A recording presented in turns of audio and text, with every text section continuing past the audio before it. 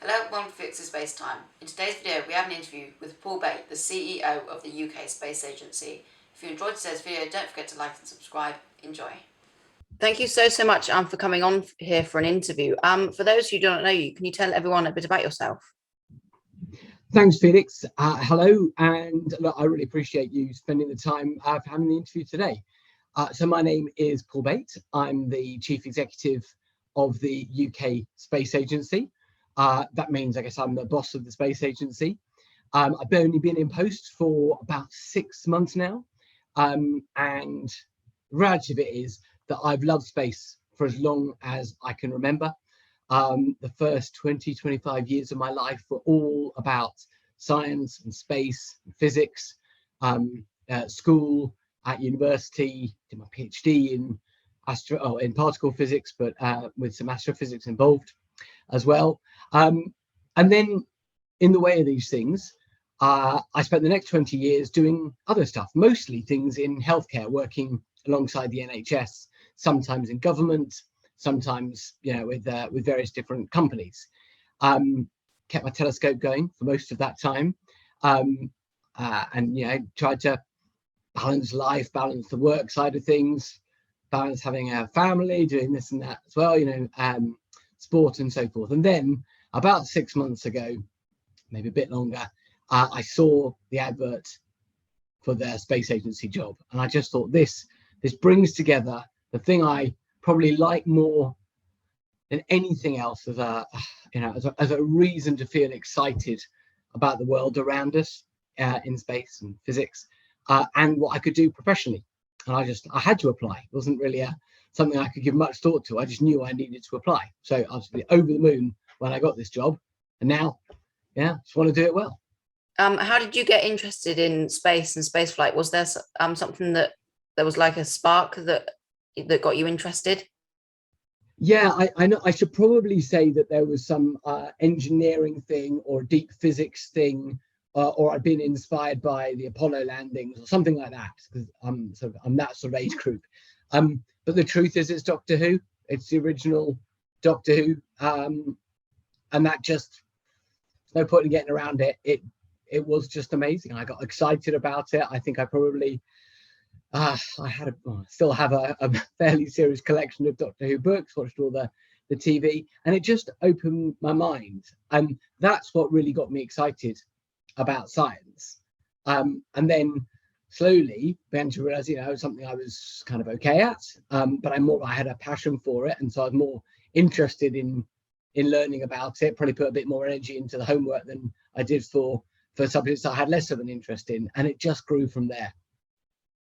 All right, okay. Can you talk a bit about your role and what kind of things you have to do at the UK Space Agency?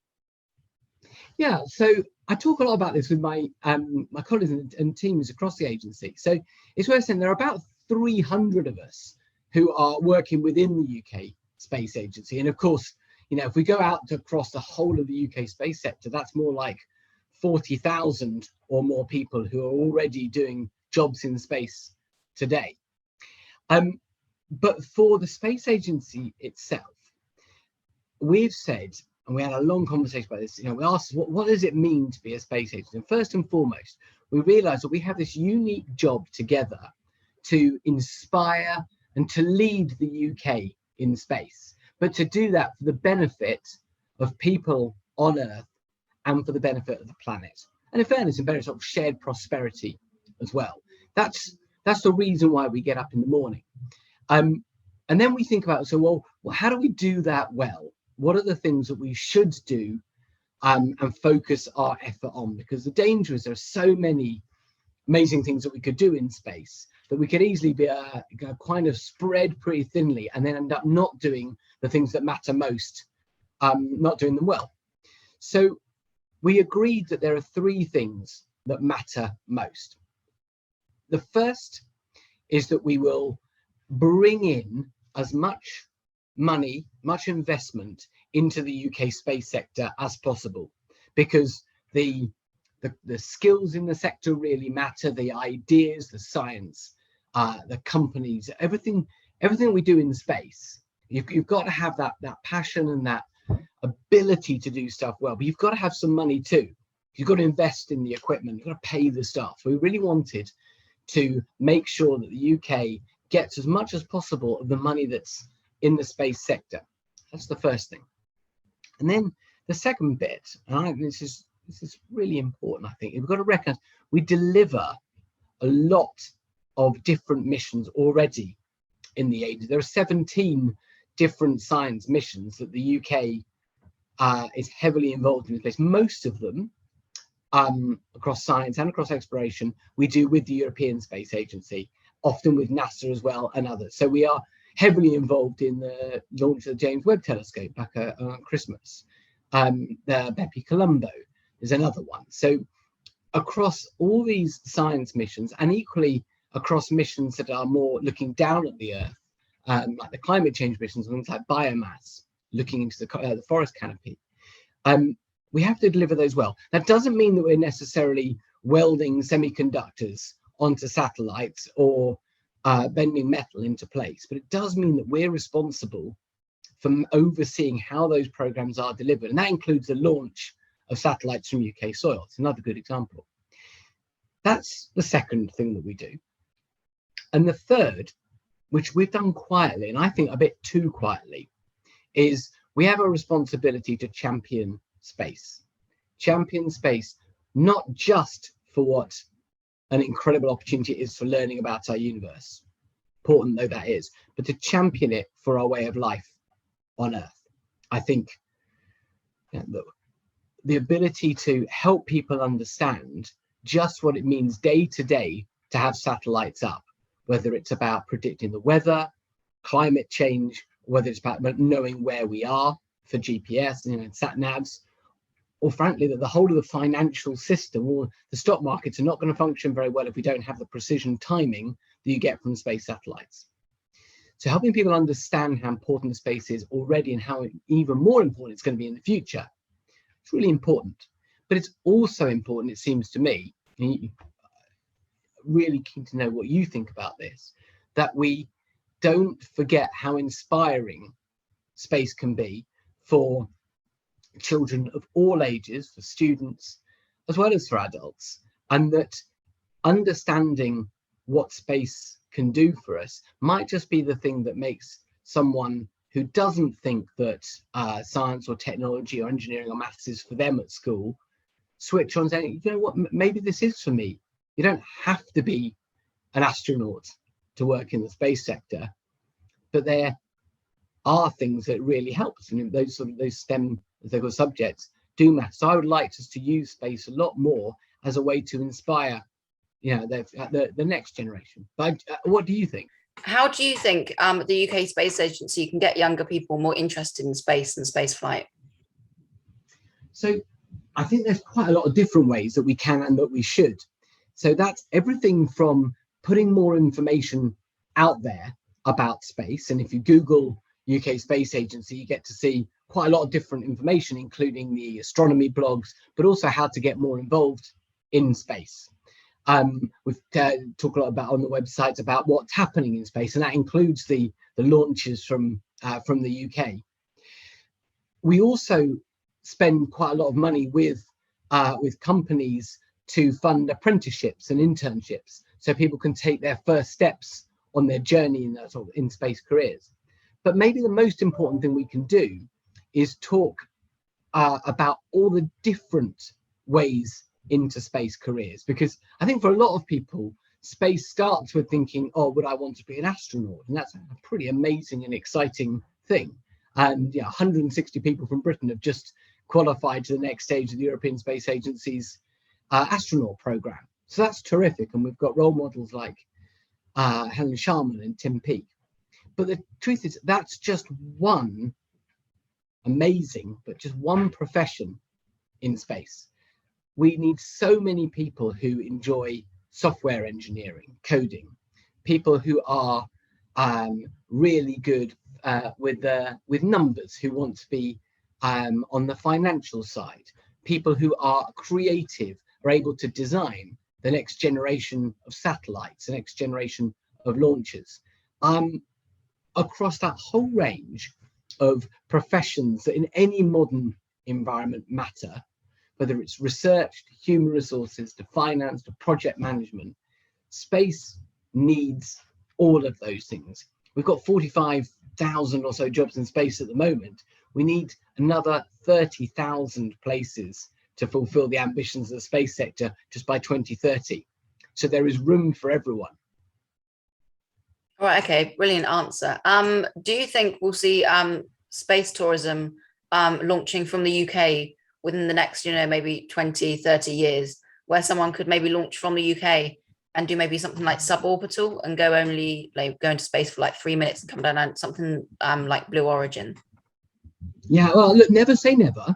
At the moment, our focus for launch from the UK is very much about getting small satellites into space, and particularly into orbits that are going over the poles, because that really works for the geography that we've got in the UK.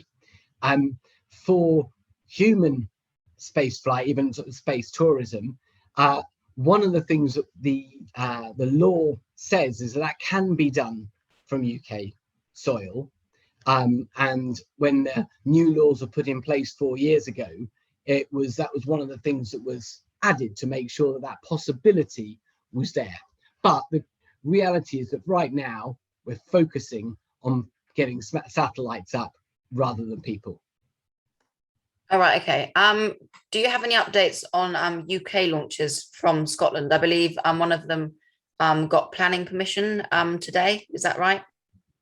Yeah, that's right. The Saxavord Spaceport, which is right at the top of the Shetland Islands, on the island of Unst, announced today about their planning consent. So they're going great guns for planning for their launch at the end of 2022.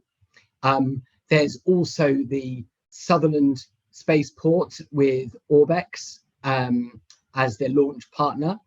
Similarly, some really big advances just in the last few months.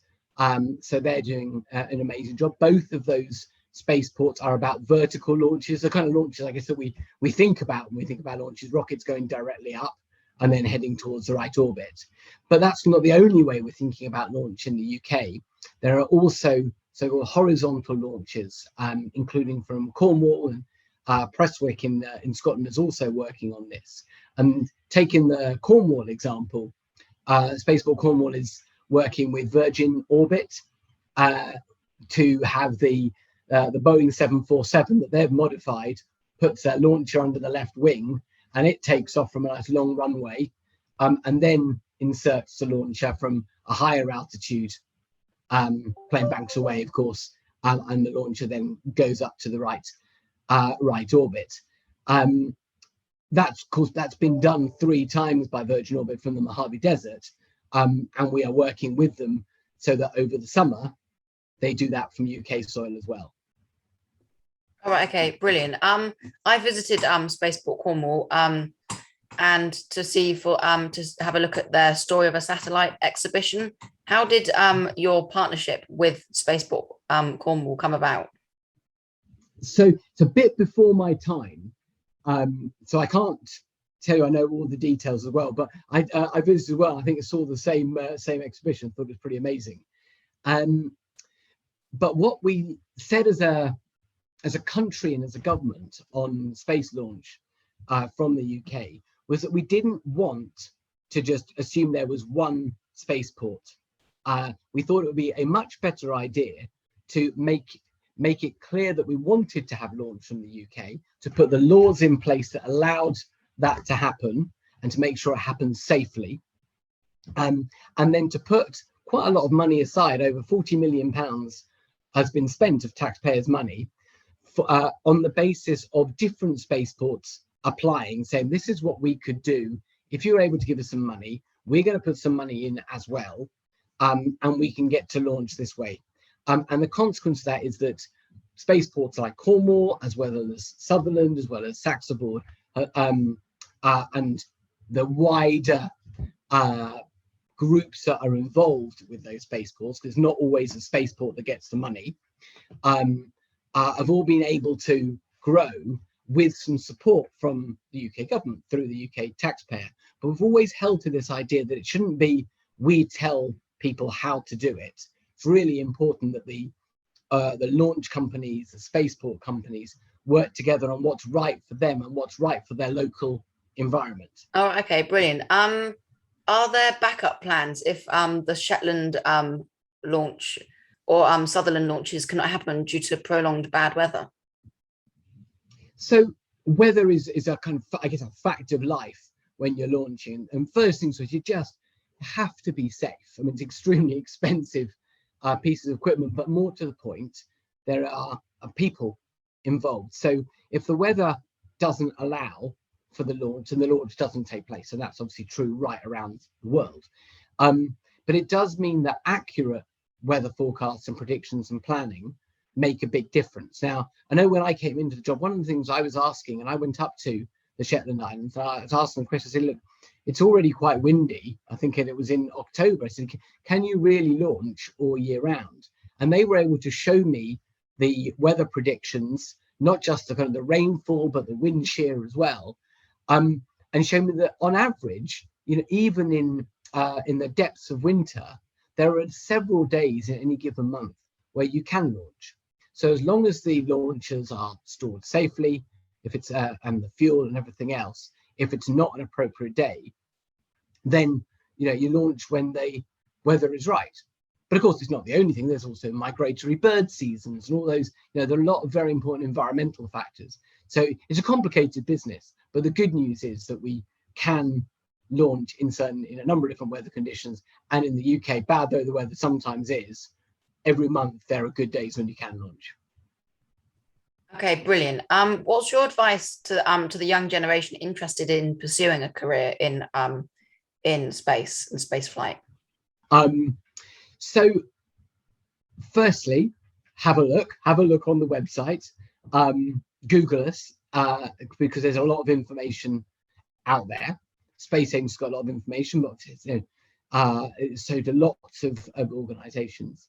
And then depending on where you are in your sort of your own journey in life, if you're at school, for example, I don't think there's any better advice I can give than pursue your own passions.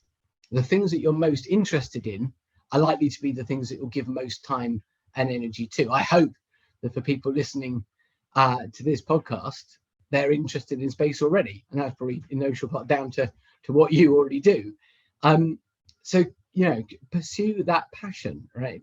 And I was saying earlier, there are so many different ways to get involved in a space career. I think the secret is not to feel that it's only for astronauts or it's only for people that you think might be the ones that we're interested in space, scientists or engineers. There's so many other opportunities, but it's hard. Space is rightly a technically complicated area. And so study does make a difference. I don't know if you've come across this before, but of all the sectors around the UK, the space sector is the sector where most people have a degree.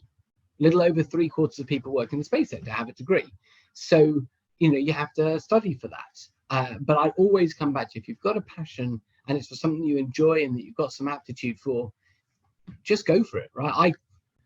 It took me 47 years to get into space or into the space sector, but I'm really pleased I did now. So you can come to it in a way that I did through, a healthcare background. There's lots of different ways into space, but they're all great. Brilliant. What are your plans for the future with the UK Space Agency?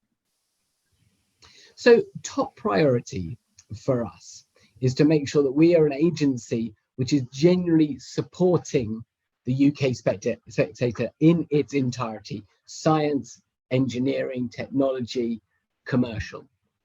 And we were talking a bit earlier about the ways in which we do that. We need to make sure that there is launch from UK soil this year. So we're all very focused on that. But if I look at it in 5 years and 10 years time, we'll still be on Earth as an agency, but we have such an amazing opportunity over this decade to come as we go back to the moon, put not just robots, but people on the moon, the first woman on the moon, the first person of color on the moon. as we reach out to Mars, looking towards human habitation on Mars in the 2030s, as we discover more about the universe. For me, the role of the agency is to facilitate all of those things to happen, for the UK to be at the forefront of it, and most importantly of all, to make sure that space is working for people on Earth and for everybody, because we all contribute to it. We all look up at the sky. I think most of us have some wonder and amazement about what it looks like in the night sky. But space has to be valuable to our way of life on Earth. And I don't want anyone in the agency or more widely to ever be in any doubt about that. Brilliant. That's all the questions I've got for you today. Thank you so much. You had some brilliant answers to my questions. Oh, thank you. I really appreciate you. You know, when you first tweeted out about maybe don't stop talking, really appreciate you doing that. Enjoyed the conversation. Thank you very, very much for your time. Thank you very much. And I hope you have a great rest of your day. Brilliant. You too, Felix. Thanks. Bye. Thanks for watching. I hope you enjoyed. If you did enjoy, make sure to like and subscribe. Bye.